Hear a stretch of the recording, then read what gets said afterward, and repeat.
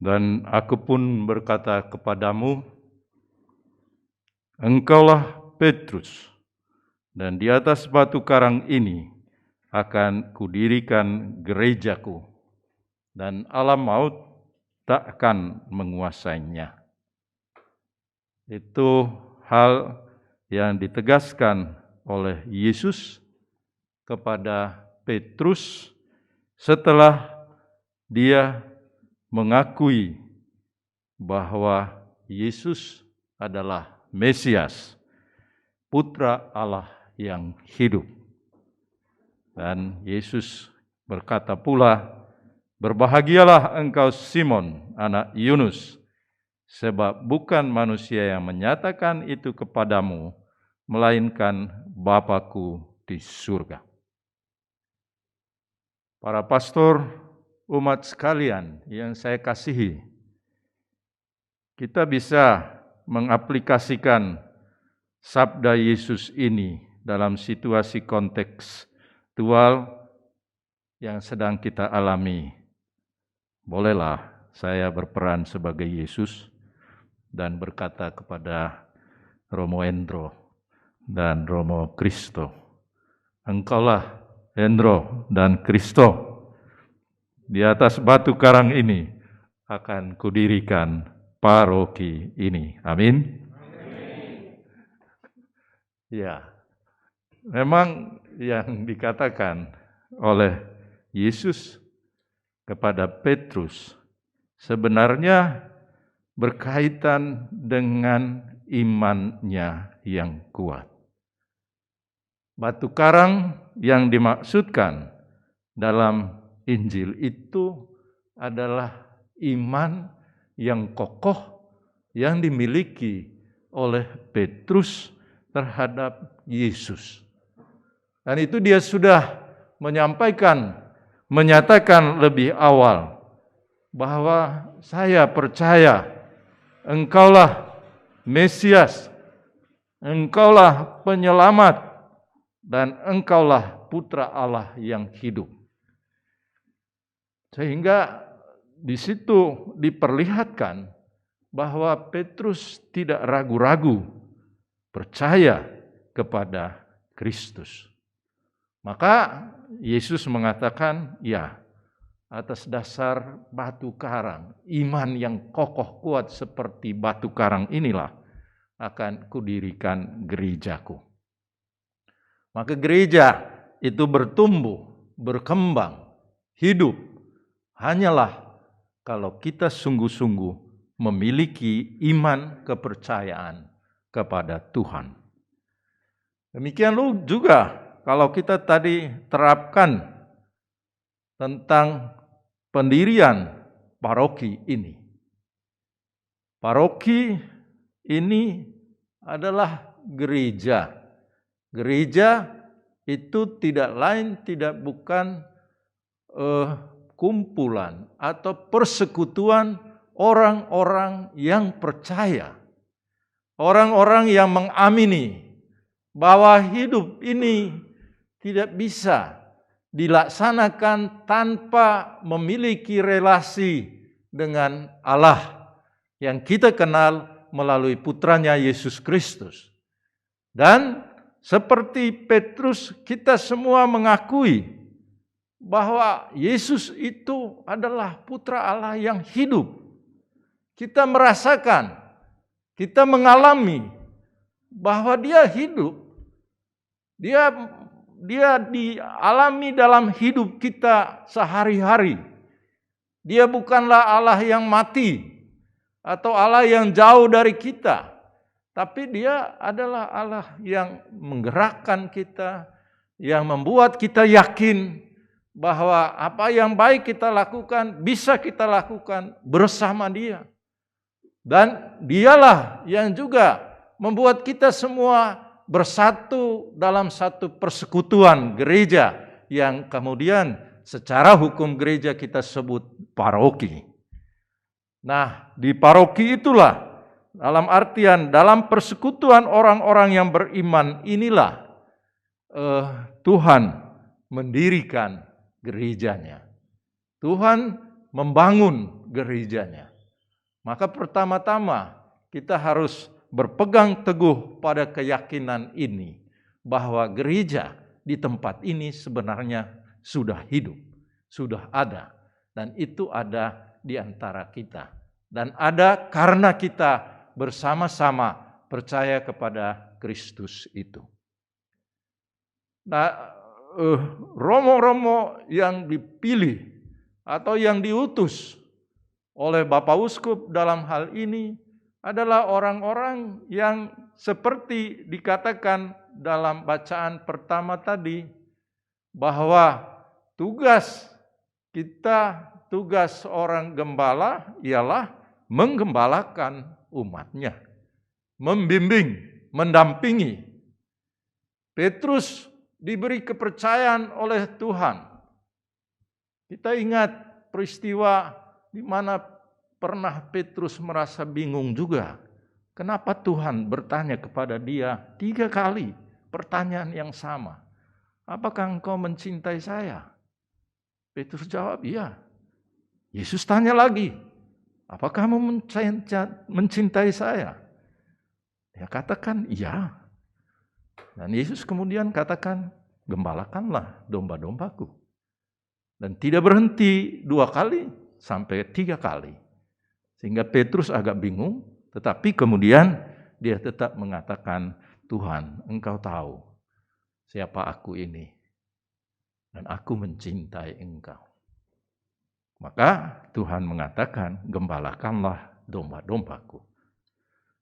Jadi sebenarnya ini gambaran bagi kita yang ditugaskan untuk menjadi gembala.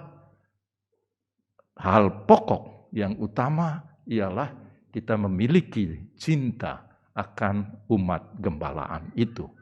Maka benarlah Petrus dalam bacaan pertama tadi, dia mengatakan, ya gembalakanlah umatmu dengan sukacita, jangan dengan terpaksa, dengan sukarela, sesuai dengan kehendak Allah. Bahkan diingatkan, jangan karena mau mencari untung, tetapi dengan pengabdian diri. Ini berkaitan dengan tugas menggembalakan. Memang saudara-saudari, inilah juga suatu cara Yesus mengarahkan, mendampingi kita. Jadi dari awal memang Yesus mempercayakan kepada orang yang mengikuti dia dan dia yakini inilah pemimpin setelah dia berangkat. Dan pemimpin ini adalah orang yang memiliki roh seperti Yesus itu. Dan itulah yang dimiliki oleh Petrus, walaupun kita tahu Petrus juga punya kelemahannya. Namun dalam hal itulah bahwa pola pendampingan Yesus itu diteruskan oleh gereja kita. Dari Paus, Bapak Uskup, kemudian ini para imam yang diutusnya untuk menggembalakan umatnya. Maka kita sekalian yang membangun suatu persekutuan bersama yang baru di keuskupan kita, dengan lahirnya paroki ini, ya kita mengikuti pola yang dilakukan oleh Yesus. Pola yang kemudian diterima oleh gereja Katolik. Maka dalam konteks kehidupan berparoki, kita mempunyai gembala. Dan gembala utama di keuskupan ialah uskup yang kemudian mengutus para imamnya untuk menggembalakan tugas penggembalaan dia di paroki-paroki itu. Dan dalam konteks paroki baru ini, Romo Endro dan Romo Kristo, Romo Endro sebagai pastor paroki, dibantu oleh Romo Kristo meneruskan, melanjutkan karya penggembalaan yang dimulai oleh Yesus Paus Uskup di Bogor ini dan kemudian dia lakukan di sini. Maka dia tidak bisa bekerja sendiri tanpa relasi dengan gereja Keuskupan Bogor dan gereja Katolik Roma. Nah, saudara-saudari, satu keistimewaan dan itu yang membuat saya merasa dalam konteks karya penggembalaan ini merasa ya bersukacita juga sebagai seorang uskup. Karena apa? Karena gereja kita sudah menampung, mengakomodir umatnya untuk bersama-sama menggembalakan umat yang ada dalam gereja kita. Ini satu keistimewaan kita. Memang ada satu direksi, satu arahan yang satu dan sama. Tapi dia tidak kerja sendirian. Dia bersama dengan orang-orang lain. Dan itulah adanya yang kita terapkan di keuskupan kita, Dewan Pastoral Paroki dan Dewan Keuangan Paroki. Anda membantu pastor dalam konteks menggembalakan umat, dalam konteks mendampingi umat, membimbing umat. Maka pastor paroki tidak sendirian, dia dibantu. Dan pastor juga tidak harus bekerja sendirian. Anda bekerja bersama. Dan saya merasa ya pengalaman 7 tahun sebagai uskup di keuskupan ini, saya merasa amat terbantu oleh adanya entah yang namanya Dewan Pastoral Keuskupan ataupun Dewan Keuangan Keuskupan, bahkan ada lagi yang namanya Dewan Presbiteran, ada lagi namanya Dewan Konsultores.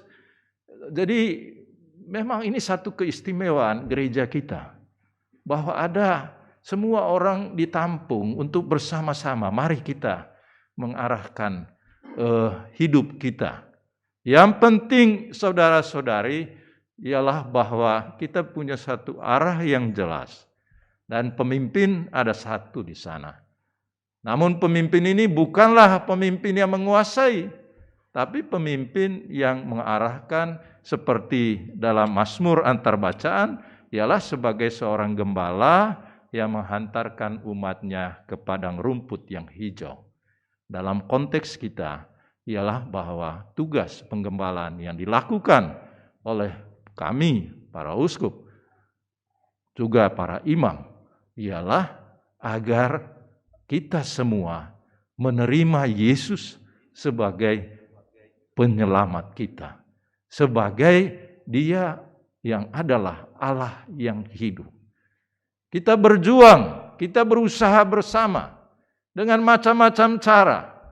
Tapi jangan lupa saudara-saudari, segala yang kita lakukan mestilah membuat kita semua meyakini bahwa Yesus Kristus itulah Tuhan yang saya imani. Dan saya merasakan itu dalam keluarga saya, dalam lingkungan hidup saya, dalam paroki saya. Dan kita mengakui bersama Petrus, ya Allah yang kita imani itu bukan Allah yang mati, tapi Allah yang menghidupkan, Allah yang menggerakkan. Dan dengan iman kepercayaan itulah kita akan memulai perjalanan hidup kita bersama, khususnya sebagai paroki ini. Maka kita tidak perlu terlalu cemas. Nanti kami hidup bagaimana? Kami banyak pekerjaan yang akan kami lakukan, menghidupi pastornya bagaimana, atau menghidupi umat bagaimana, atau kita mau membangun gereja tapi gedungnya tapi bagaimana? Ya oke lah, kadang-kadang ada kecemasan-kecemasan seperti itu. Tapi kalau kita percaya sungguh-sungguh bahwa kita ini adalah kawanan dari Allah, dan Allah itu tidak akan membiarkan kita berjalan sendirian. Jadi disitulah saudara dan saudari peran iman kita. Jangan menjadi umat yang yang putus harapan atau yang cemas. Ya, biarpun kita menghadapi pandemi seperti ini, tapi hendaklah kita tetap memiliki keyakinan akan Allah yang menyertai kita. Mungkin beberapa kali di antara para imam ini, saya juga sering teringat akan sharing seorang pastor yang selalu mengatakan, ya saya bisa melakukan banyak hal ini karena kuasa Tuhan. Dan kuasa Tuhan dia rasakan tatkala dia terus-menerus berdoa. Berdoa berarti kita berbicara dengan Tuhan. Kalau Anda berbicara dengan Tuhan, berarti Anda percaya bahwa Allah itu Allah yang hidup. Allah yang Anda dengarkan. Allah yang berbicara kepada kita. Dan khususnya untuk kita di paroki ini, di mana kita mengambil nama pelindungnya ialah Santa Faustina, kita menyadari bahwa Allah yang hidup itu adalah Allah yang memiliki hati yang maha rahim kepada kita. Maka kita berusaha untuk mengembangkan devosi kerahiman ilahi di paroki ini. Dalam artian bahwa kita menjadi duta-duta kerahiman Tuhan. Dan mudah-mudahan hidup kita, dalam keluarga kita, dalam hidup bersama kita, hal kerahiman itu menjadi sesuatu yang kita alami semua. Sehingga kendati pun ada banyak tantangan, banyak kesulitan dalam keluarga, tapi roh, spirit kerahiman Allah itu Allah yang berbelas kasih, Allah yang maha rahim, itu kita wujudkan, kita lakukan. Dan saya kira itulah menjadi harapan bagi kita semua. Mari saudara dan saudari, kita melanjutkan tugas kita hari ini, yakni meresmikan paroki yang baru ini, tetapi sekaligus juga kami akan melantik para pastor yang diutus ke tempat ini dan umat sekalian, khususnya Dewan Pastoral dan Dewan Keuangan Paroki. Dan mari kita berjalan dengan yakin sungguh-sungguh bahwa Tuhan tidak pernah meninggalkan kita. Tuhan adalah Allah yang hidup, Allah yang menggerakkan kita semua. Amin.